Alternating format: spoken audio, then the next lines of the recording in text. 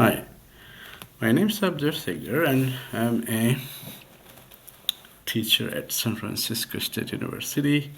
Recently, I published a book, and the book is this here, Python Coding Made Easy.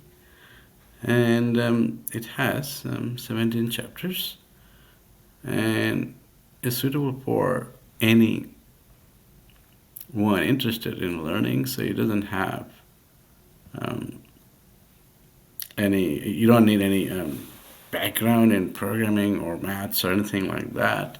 And as you know, that Python is very popular language, and it helps you to do data analysis and also the machine learning, AI stuff. So it's and you can develop websites as well, and you can write a script for automation stuff.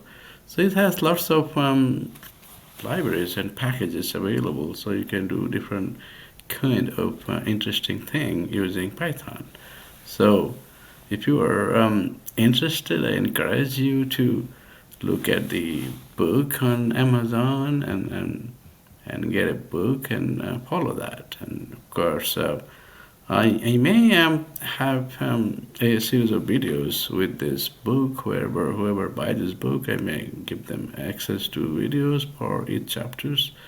So you can check it out and see if you like this book or not. Thank you.